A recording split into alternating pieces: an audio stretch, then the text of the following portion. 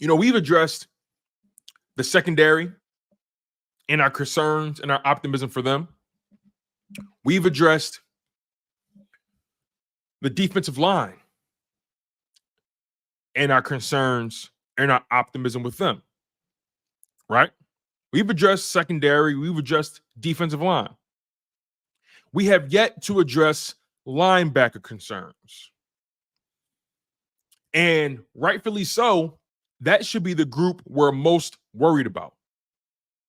And I think it's because we've been scarred, Philadelphia.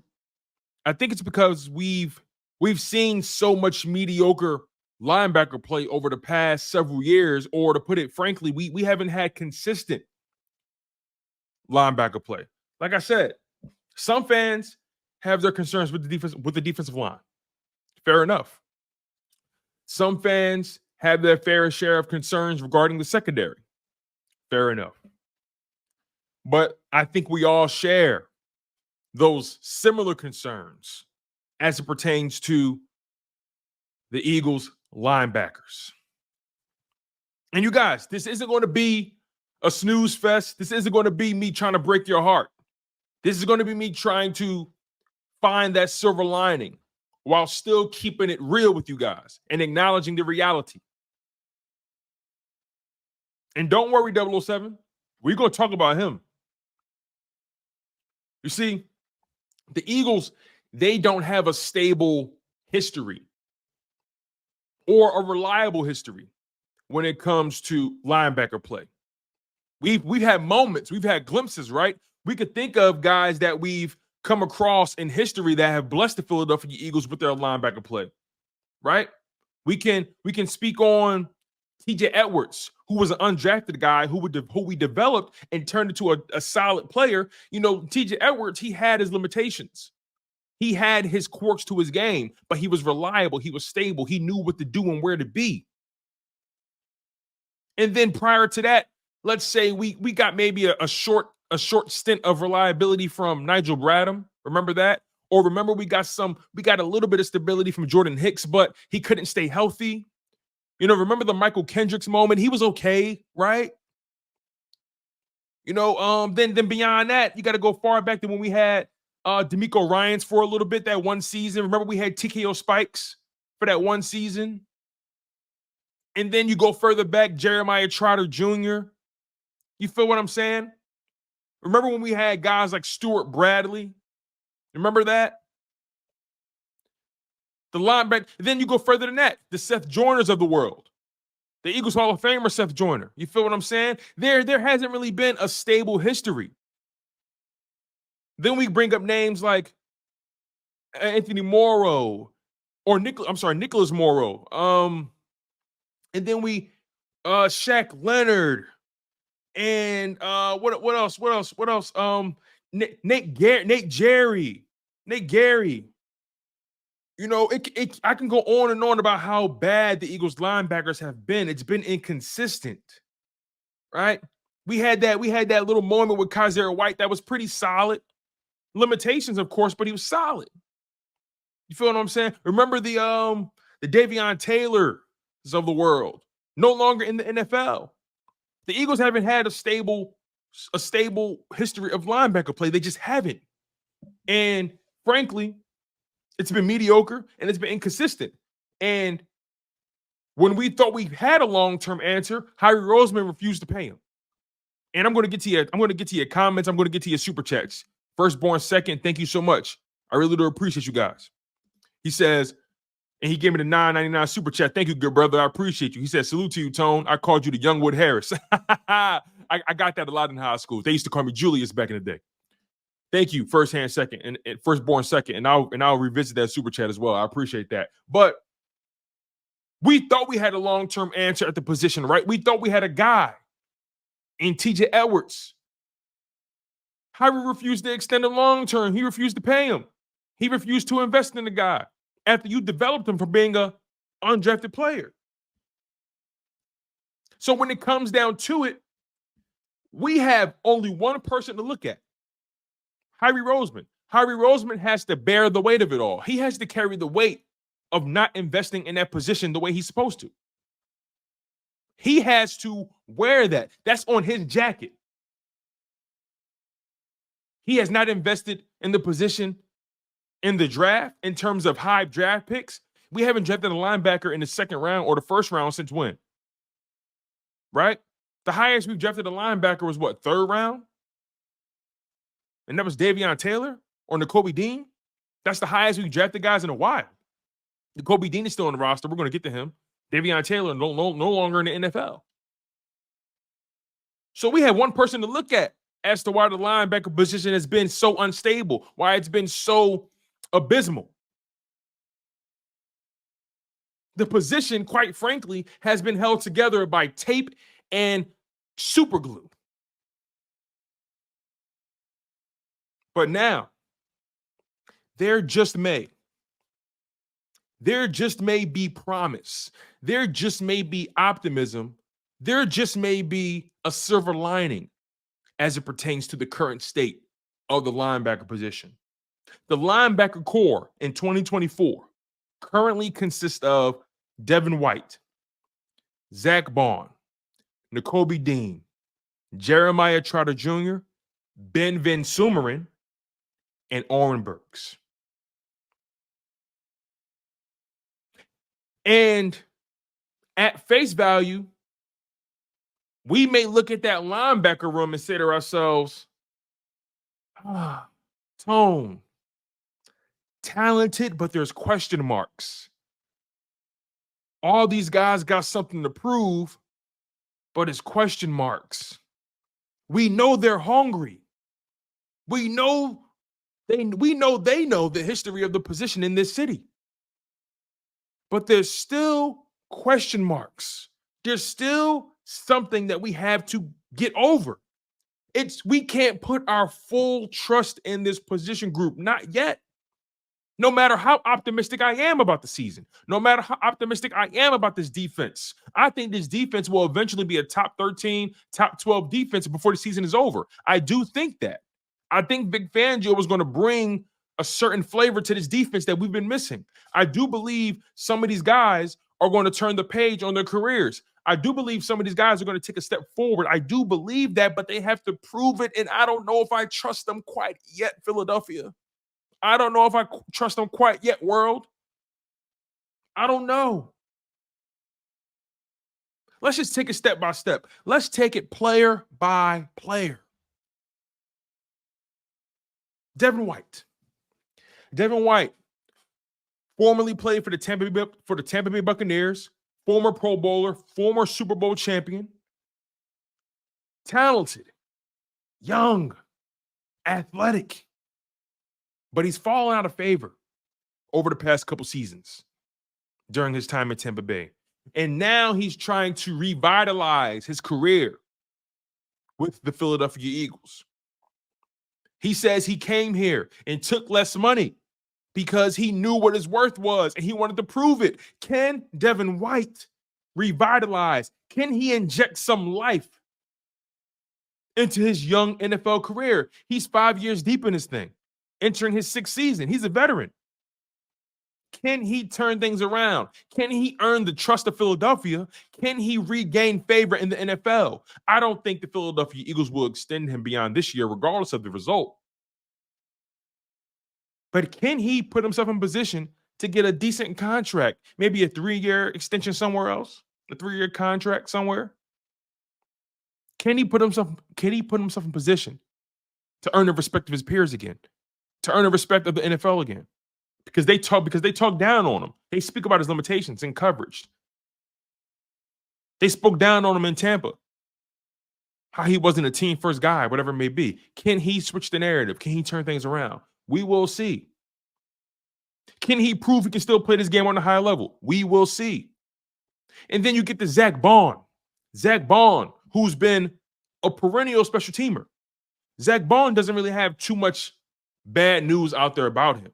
But the reality is Zack Baun has been a perennial special teamer. He's not really been a starter in this NFL during his time in New Orleans. He's another guy who's pretty early in his career, but one of those older young guys, right? I think Zack Baun is 26, maybe 27, I think, if I'm not mistaken. Wisconsin player. Can he prove that he's starter level? Can he prove that he's taking strides in his career? He had a decent stretch towards the end of the 2023 season with the Saints. Those final 5 or 6 games, he put up some decent numbers. He was all over the field. Used them in the pass rush, dropped the back in coverage, pass deflections, interceptions, sacks. He got around a little bit, but can he prove he can start all 17 games if that happens to be his future? Let's take it further. Nakobe Dean, the people's champ, the one y'all love so much.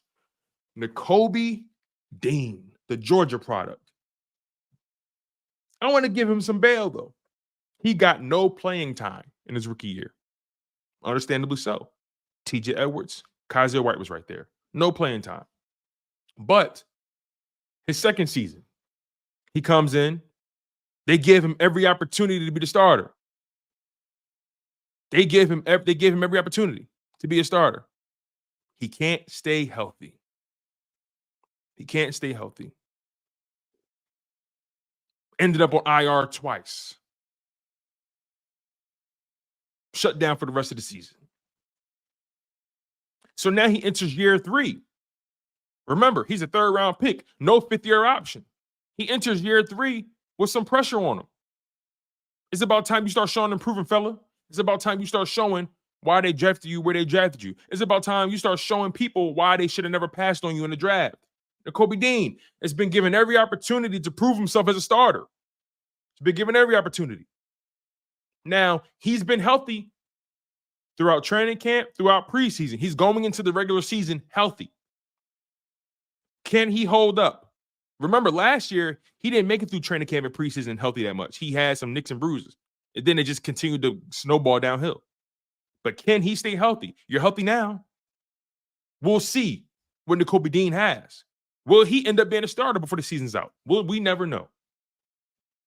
And then Jeremiah Trotter Jr. Oh, y'all love him a lot. Y'all love some Jeremiah Trotter Jr. Understandably so. He's the legacy product. We know who his dad is. We know what his dad's done in this league. Now, they play the position entirely differently, but we know what his dad's done in this league. His dad, the name, Trotter, has the respect in Philadelphia. But can he live up to the lineage? Will he be able to carve out his own path and prove he's more than just his draft position? Can he prove that he's more than just a name on the back of the jersey?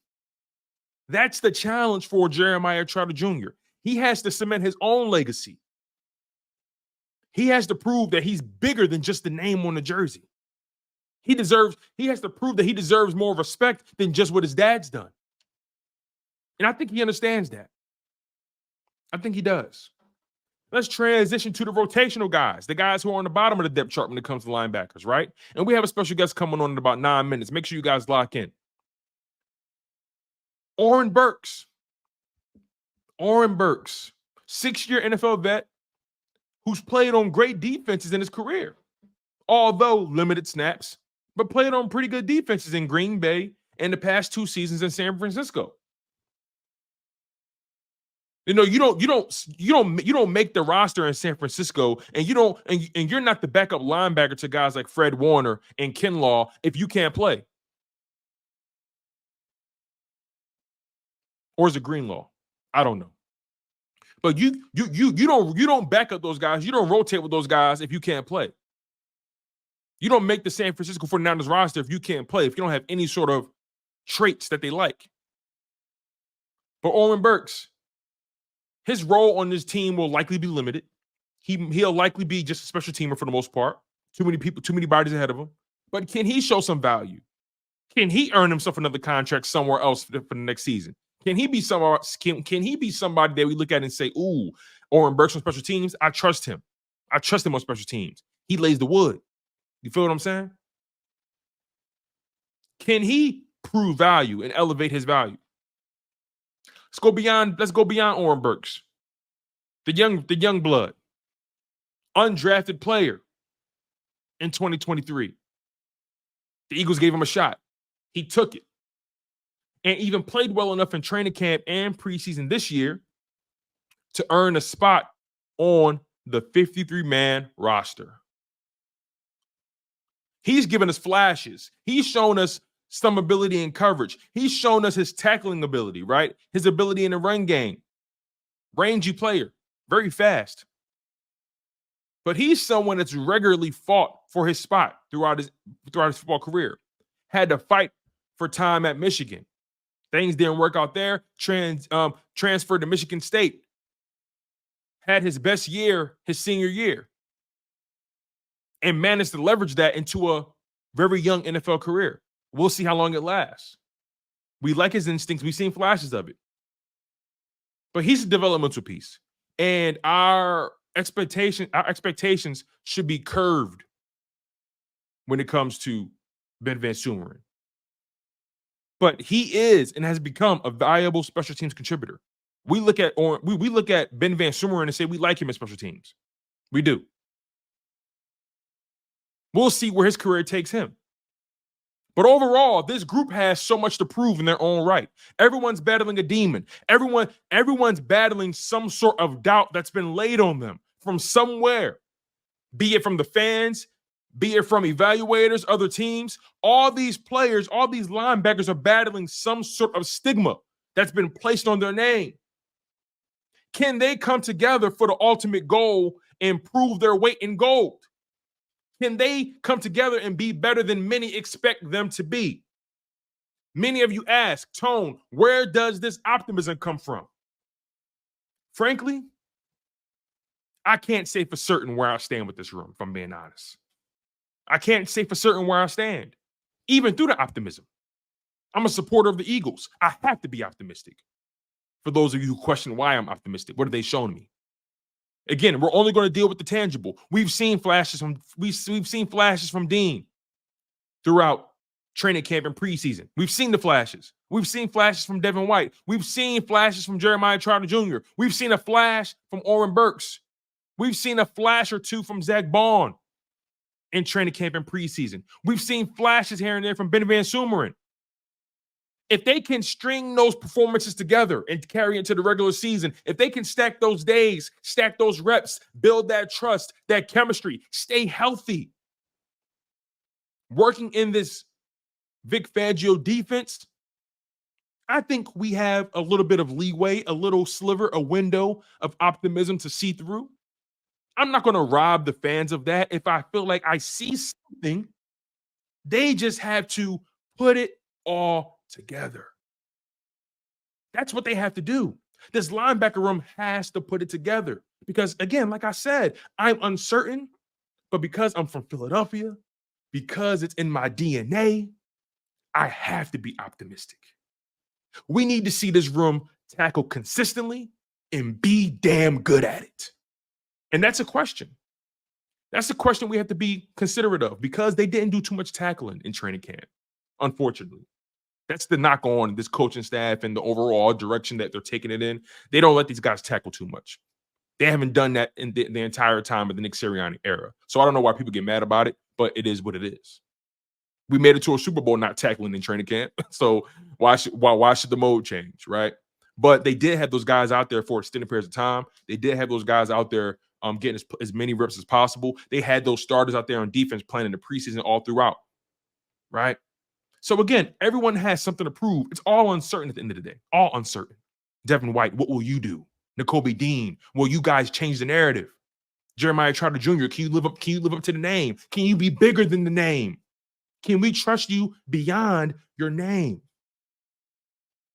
Because once again, you guys, as I said about the defensive line, as I said about the secondary, the Eagles, your Philadelphia Eagles cannot afford to go through what they went through last season. Too much money has been spent. Too much draft capital has been invested. Way too much. And quite frankly, you guys, the rent is due.